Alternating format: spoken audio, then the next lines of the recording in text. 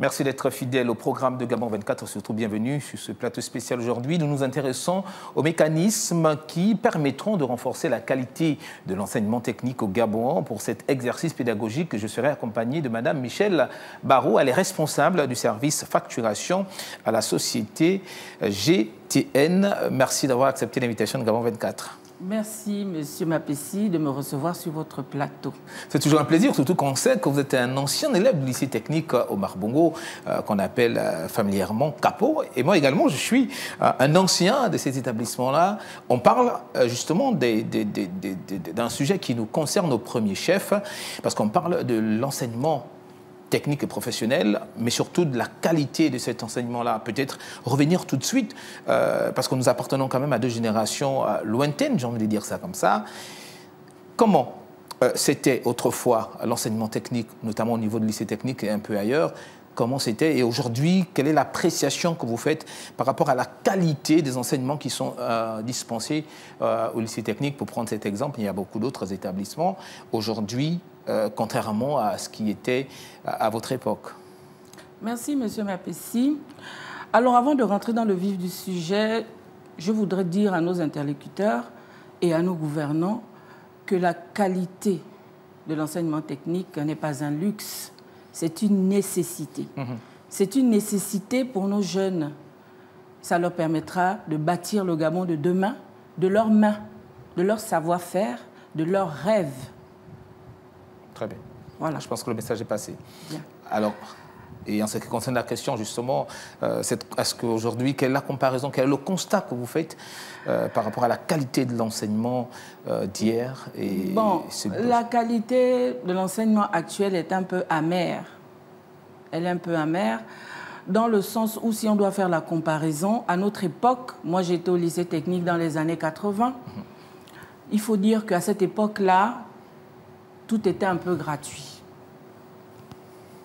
Le matériel était de qualité. Les matériels au sein des ateliers? Au sein des ateliers étaient de qualité. On avait des professeurs de qualité. Même s'il y avait l'enseignement général, mais l'enseignement général était jusqu'en 4e. Après, maintenant, on faisait l'orientation. À partir de la 3e, on s'orientait. Soit vous continuez à l'enseignement général ou en enseignement technique. Donc, les professeurs étaient vraiment de qualité. Et on avait tout ce dont on avait besoin en termes de matériel. Les ateliers étaient vraiment bien fournis. Et les élèves aussi étaient, je trouve qu'ils étaient un peu beaucoup plus intéressés, beaucoup plus assidus et beaucoup plus, comment dire, professionnels dans ce qu'ils faisaient. C'était aussi un choix de leur part. À cette époque, on ne vous forçait pas de faire de la technique. C'était un choix des élèves d'aller en technique. C'était aussi une nouveauté, une innovation. Bien sûr qu'il y avait des gens avant nous, avant les années 80, qui étaient déjà au lycée. Mais pour nous qui sommes arrivés à cette époque-là, c'était aussi... beaucoup de personnes venaient à la découverte de ce que c'est que l'enseignement technique. D'accord. Avant que de revenir sur le levier qui pourrait permettre d'améliorer l'enseignement technique au niveau de Gabon, c'est quand même une question que j'aimerais vous poser, puisqu'on l'a posée à plusieurs d'anciens élèves de ces techniques qui étaient sur ce plateau. Aujourd'hui, on a comme un désintéressement de l'enseignement technique. Vous l'avez dit, à votre époque, les élèves étaient plus studieux, plus sérieux. Aujourd'hui, ce n'est pas forcément le cas. Est-ce que cela s'explique justement par le manque de débouchés? Parce que quand on sort de l'enseignement technique, on n'a pas forcément tout de suite des portes ouvertes vers le travail. C'est bien ce qui est dommage. Parce que quand on parle de l'enseignement technique, par rapport à ce que nous avons comme, comment dire, comme matière première dans notre pays, ça devait être quelque chose vraiment d'extraordinaire. Or, aujourd'hui, c'est un peu stigmatisé.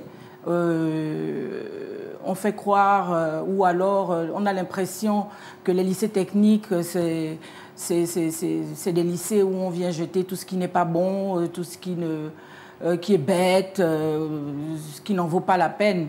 Or, ce n'est pas ça. Ce n'est pas des rejetés de la société. Ce n'est pas des rejetés de la société, bien au contraire. Si nous partons dans le Gabon d'aujourd'hui avec la 5e République, son Excellence le Président de la République, Brice Clotaire Oligui Nguema, veut tout nationaliser. C'est-à-dire, il veut que nous soyons autonomes en tout. Aujourd'hui, dans le manganèse, dans le pétrole, il veut que tout soit fait maintenant au niveau du Gabon. Alors, si ça doit être fait, que devons-nous faire pour que nous n'allons pas chercher la main-d'œuvre étrangère?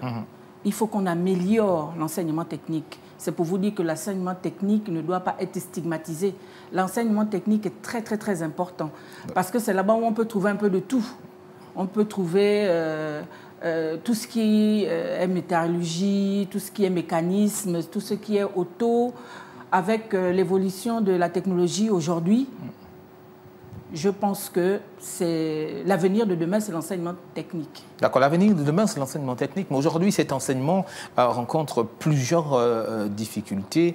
Selon vous, quels sont les leviers sur lesquels on doit accentuer justement un accent particulier pour permettre aujourd'hui à cet enseignement-là d'être de qualité? Parce qu'il faut quand même l'avouer, et vous l'avez reconnu, l'enseignement technique a perdu un peu de ses lettres de noblesse.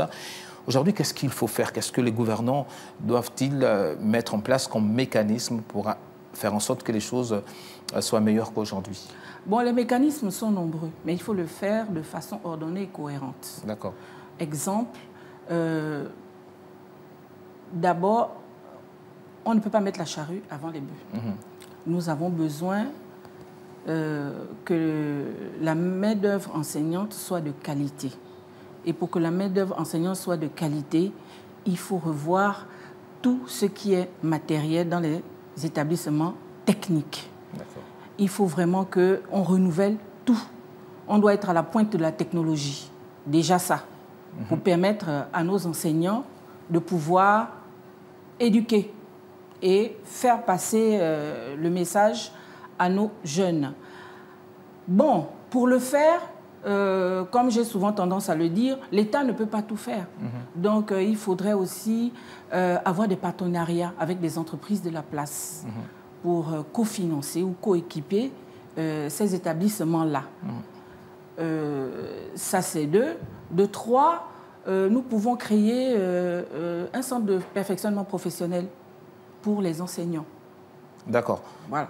Pour les enseignants, au lieu que les enseignants aillent chercher à faire des stages à l'étranger, on peut faire venir des experts professionnels dans les domaines que nous voulons pour enseigner, pas enseigner, mais relever le niveau de nos enseignants. Une sorte de recyclage, de remise à niveau. Parce que les techniques ont évolué. Voilà, les techniques ont évolué, donc il faut qu'on évolue aussi avec les techniques. Voilà, un peu ça. Si on commence déjà par ça, je pense que les choses seront mise en place. D'accord. Il faut former les enseignants, vous l'avez dit. Il faut également équiper les ateliers qui existent, en créer d'autres. Est-ce que vous pensez qu'aujourd'hui, il est urgent que l'on mette un accent justement sur l'enseignement technique, notamment avec la vision impulsée par les nouvelles autorités? Oui, c'est très urgent. C'est très urgent. Parce qu'en ce qui concerne l'enseignement général, je pense que nous sommes... on est déjà dans le vif du sujet, c'est-à-dire tout est déjà en marche. Mais en ce qui concerne l'enseignement technique, je pense que nous n'avons pas encore avancé. Donc c'est très urgent, parce que nous avons besoin de la main-d'œuvre. Et qui de mieux pour nos jeunes, pour cette main-d'œuvre-là? Nous n'avons plus besoin d'aller chercher de la main-d'œuvre étrangère. Maintenant, il faut qu'on trouve cette main-d'œuvre étrangère chez nous. Et pour trouver cette main-d'œuvre étrangère chez nous, eh bien, il faut que l'enseignement technique soit mis à un certain niveau. Okay. Vous pensez que ce n'est pas le cas aujourd'hui? Non, je pense que ce n'est pas le cas. Parce que je trouve qu'on les a on a un peu abandonné l'enseignement technique. Quand vous allez dans les lycées techniques aujourd'hui, vous entrez dans les ateliers, vous entrez dans les laboratoires, il n'y a rien. Aujourd'hui, même dans les lycées techniques aujourd'hui, il y a des élèves qui ne vont même plus dans les lycées techniques. Ils vont dans des centres de formation professionnelle. Mais souvent, dans ces centres de formation professionnelle, là aussi, on vend du vent. On arrive là-bas et on n'a pas le matériel nécessaire. Donc, quand on sort de là-bas, on n'est pas muni des outils nécessaires pour, pour pouvoir aller chercher du boulot. Parce que pour aller chercher du boulot, Normalement, on ne devrait pas demander de l'expérience à un jeune qui sort d'un établissement technique. Puisqu'il fait l'alternance, il est censé faire l'alternance théorie-pratique. Et la pratique, c'est pourquoi? La pratique, justement, c'est cette expérience-là qu'on demande à nos jeunes quand ils vont chercher du travail. D'accord. Et aujourd'hui, cette alternance-là, l'alternance même ne se fait plus.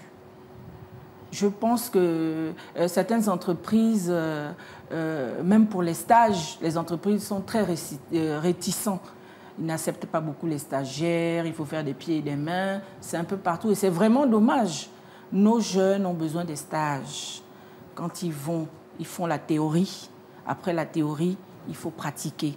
C'est pour cela les ateliers doivent être vraiment high-tech même pour moi. D'accord, donc il faut rééquiper les ateliers. Il faut tout rééquiper, tout changer. Il faut même ajouter des filières. Aujourd'hui, on a l'IA, on a les nouvelles énergies, on a beaucoup de choses. Donc, il faut tout rééquiper. Pour s'arrimer avec ce qui se fait aujourd'hui. Pour s'arrimer avec ce qui se fait chez les autres. Sinon, on est obligé d'aller chercher la main-d'œuvre étrangère pour pouvoir avancer. Or, si on la forme ici et on remet à niveau les professeurs, avec tout ce qu'on va trouver sur place, je pense qu'on serait outillé. D'accord, vous parlez également de cette question des stages. Donc, selon vous, il est aussi important que l'État, via les différents ministères sectoriels, mette en place des mécanismes qui permettent aux entreprises d'accepter librement ces étudiants. Parce qu'il est important, quand on parle d'enseignement technique, en principe, c'est plus de la pratique que la théorie, mais aujourd'hui, vous l'avez dit, dans nos lycées techniques, puisque les ateliers ne sont plus équipés de matériel de qualité, aujourd'hui, il faut rééquiper les ateliers, mais il faut également, vous pensez qu'il faut également que l'État essaie de mettre en place une sorte de passerelle pour permettre aux élèves qui sont dans les différents établissements techniques du pays d'accéder facilement aux entreprises, des espèces d'immersion. Oui. Vous savez, on dit toujours que quand on veut copier, il faut copier bien, que ce soit dans les pays étrangers, européens ou africains. Donc, dans d'autres pays, l'État propose aux entreprises, genre de diminuer les taxes, de faire des concessions par-ci ou par-là, pour qu'ils puissent prendre les jeunes stagiaires. Parce qu'aujourd'hui, certaines entreprises ne veulent pas prendre des stagiaires sous prétexte qu'il faut les rémunérer. Bon. Mais si l'État fait des efforts par rapport à ces entreprises-là, je pense que les entreprises aussi feront des efforts pour accepter nos jeunes dans leurs entreprises. C'est aussi ça. Parce que l'État ne peut pas tout faire. Nous avons de grosses entreprises ici qui peuvent aussi nous aider. C'est aussi ça le travail des entreprises. Aider l'État à avancer dans son économie, dans sa mise en place, pour les infrastructures. Les entreprises aussi doivent faire des efforts. D'accord. Vous qui avez été élève au lycée technique Omar Bongo dans les années 80, vous l'avez rappelé sur ce plateau, est-ce qu'aujourd'hui vous êtes un peu, j'ai envie de dire, déçu de la trajectoire qu'a pris l'enseignement technique, négligé par les autorités? Oui, je suis un peu déçu, il faut le dire. À notre époque, ce n'était pas comme ça. C'est vrai que le lycée technique, on a toujours été des élèves un peu foufous, mais ce n'était pas à ce niveau-là. Aujourd'hui, je crois qu'on a un peu dépassé certaines... c'est un peu trop. D'accord, mais selon vous, qu'est-ce qui a créé ce déclic, sinon ce fossé entre ce que était la place que l'enseignement technique occupait auparavant, donc à votre époque notamment, et aujourd'hui? Qu'est-ce qui, selon vous, s'est passé pour qu'on en arrive là? Bon, il faut dire que en ce qui concerne l'éducation, nous, parents aussi, nous avons baissé un peu les bras. Parce que... quand tu vas à l'école, ce que tu fais à l'école reflète aussi l'éducation que tu as reçue chez toi. Dans la moindre mesure, on sait qu'il y a des enfants qui ont parfois double casquette, on est agneau à la maison, il suffit qu'on sorte... On peut changer, mais pas changer autant. On ne peut pas devenir tout ce qu'on voit aujourd'hui sur Facebook, sur TikTok, dans les médias, ce que les jeunes filles font, ce que les garçons font. Non, nous, on n'a pas vécu ça. On n'était pas ce genre d'enfants intéressés par ce genre de choses. Aujourd'hui, c'est vraiment à l'excès. Donc, je dis que quelque part, les parents aussi ont baissé les bras. Mais ce n'est pas tout. Je pense aussi que l'État aussi a baissé un peu les bras. C'est vrai qu'à l'époque, nous, on était au parti unique. Donc, les choses étaient entièrement prises en charge par l'État.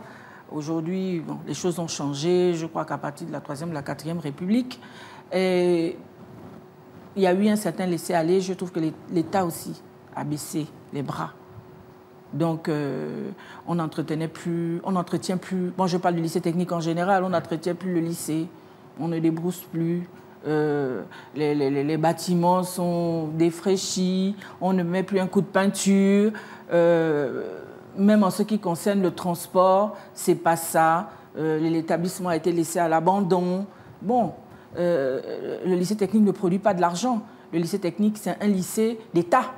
Donc, je pense que l'État aussi a baissé les bras. Il n'a pas fait son travail. Pour que le lycée technique arrive à cet état-là, il faut vraiment dire qu'il y a eu quand même un laisser-aller. D'accord. Est-ce que vous voulez nous dire que la descente aux enfers dans laquelle s'est empêtré l'enseignement technique au niveau de Gabon, finalement, a plusieurs, j'ai envie de dire, tentacules, parce que quand on vous écoute parler, on se rend compte que finalement, au-delà du fait que les enseignants devraient retourner à l'école, être formés pour s'arrimer à ce qui se fait aujourd'hui, au-delà de ce que les enfants de moins en moins peut-être ne prennent plus conscience de l'importance de l'enseignement technique et également de l'État. Ce que vous êtes en train de nous dire, c'est qu'il va falloir finalement que toute la société se remette en cause parce que les torts, selon vous, sont partagés. Bon, c'est vrai que les torts sont partagés. Mais, bon, de là à dire que toute la société doit se remettre en cause, mais c'est un peu gros. Quand je parle de l'État, je parle des gouvernants en général. D'accord. Voilà, ce sont eux qui décident de tout. Parce que le lycée technique, par exemple, c'est un lycée d'État.